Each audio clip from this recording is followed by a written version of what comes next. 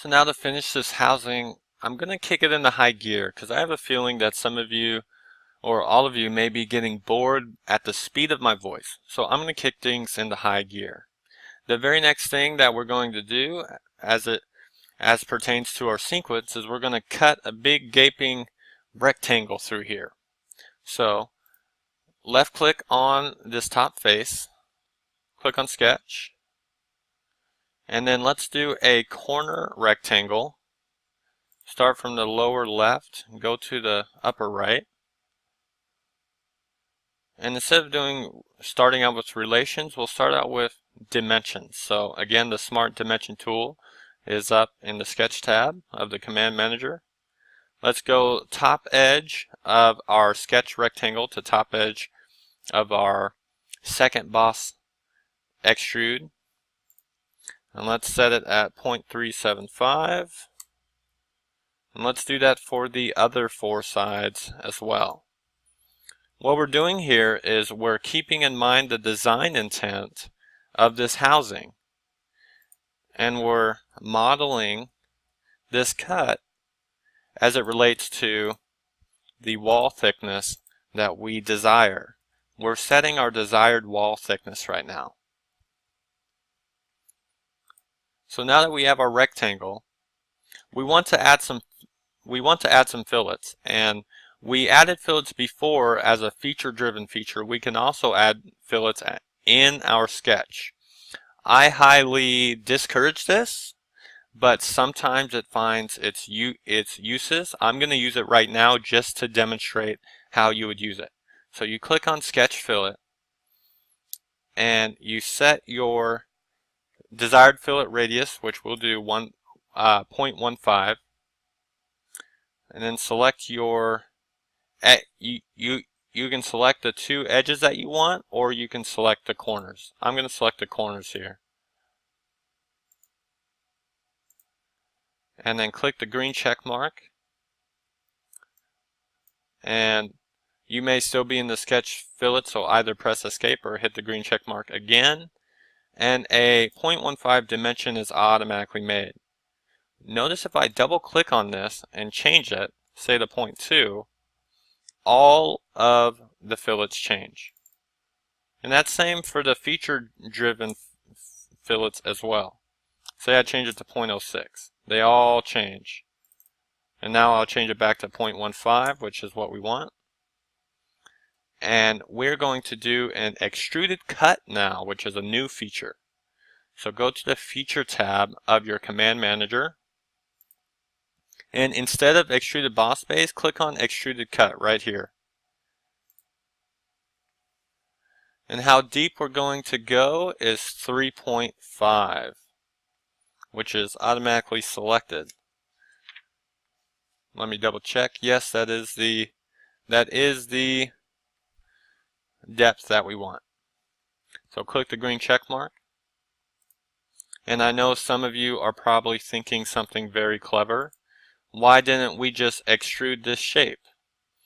Well, by doing it this way, I am keeping the design intent, imagining that the cut depth might change, but not the total height of this second extruded boss base.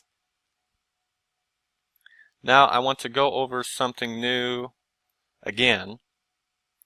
Go to your feature design tree and notice that now you have a cut extrude 1 in your feature manager design tree.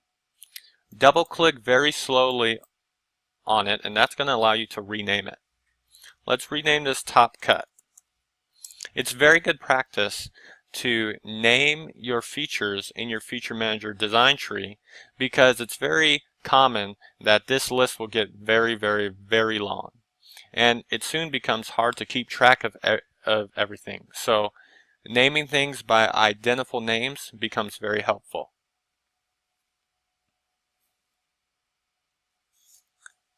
Now what we're going to do is we're going to sketch on this face right here. So left click the face and then click on Sketch in the Quick Access toolbar. You can left click outside of or in the graphics area, not on the face, to deselect anything. Like I had this selected, I clicked outside to deselect it, just so that I could see things a little clearer. Now we're going to use the circle tool, the circle sketch tool, which is on the sketch tab, kind of near the top of this little area, of this little panel right here. Click anywhere on the face to specify the center, and then click to specify the size. It looks off right now, but remember, we're going to geometrically constrain it. We're going to geometrically constrain it. So the first thing we'll do is we'll add a locating smart dimension from the top edge to the center point. And don't worry that my dimensions show up pink momentarily. That's a custom setting that I have. There's nothing wrong if you don't have that. Don't worry about that. Click somewhere over here to lay the dimension down and put in 1.875 and press enter. And now get out of the dimension command, go to add a relation, which is also in the sketch tab.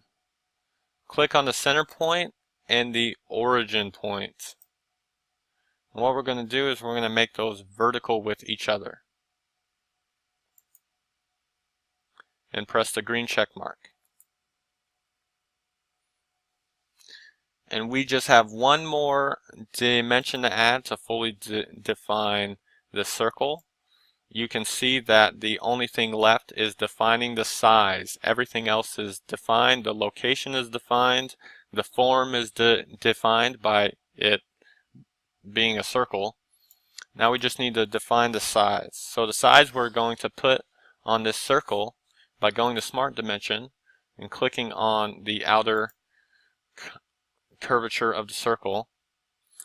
We are going to give it a diameter of 3.25, and everything is black. It's fully defined. We are in business. We are in business.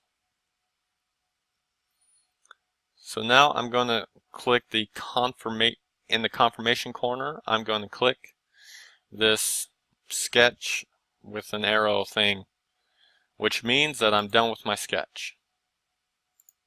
And this is the first time where I've exited out of a sketch and I didn't go straight into a feature manager. I do this because I want to illustrate Instant 3D. Click on the edge of your circle, and you see this arrow that pops up here? This is the Instant 3D arrow, which you can left click and drag to do a boss extrude for this feature. Sometimes this is a lot quicker than going up to the extruded boss base feature and setting all your parameters. If you can just click the arrow and drag, this sometimes is more convenient. The depth we want to go to is 0.25.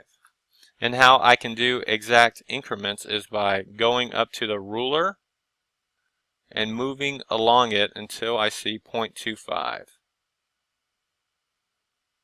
There we go. If the Instant 3D is too riggedy for you, or it moves around too much, you can always start out with the Instant 3D. Go to the Feature Manager Design Tree, left click on the feature that you just made, or right click, it doesn't matter, and then click on Edit Feature in the Quick Access toolbar. And you can make your changes to your depth as you want here, as opposed to using the Instant 3D option. I tend to stay away from the Instant 3D option, but some people like it. Some people love the Instant 3D option.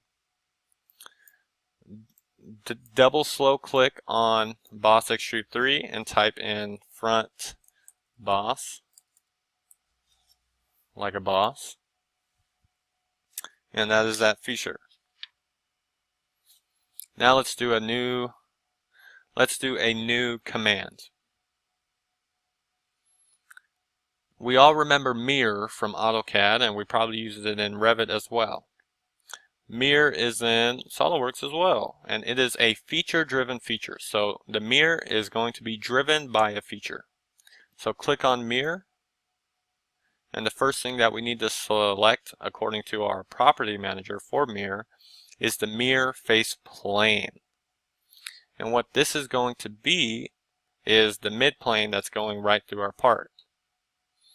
Because we modeled our part right on the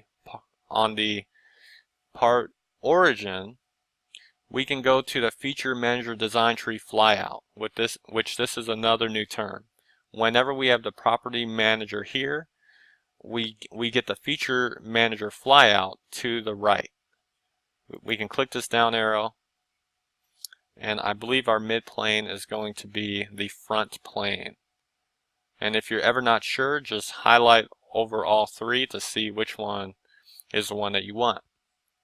If none of them are the one that you want, you can create a plane, which we'll get to later. So front plane, feature some mirror. I'll click on my boss, on my front boss, and I can see a preview of it being mirrored across this plane. I can get a full preview, but that's not going to be much more. It just adds two lines there. So that's a full preview, so I can see, is that the right thing? Yes, it is. Let's hit the green check mark, and there we go.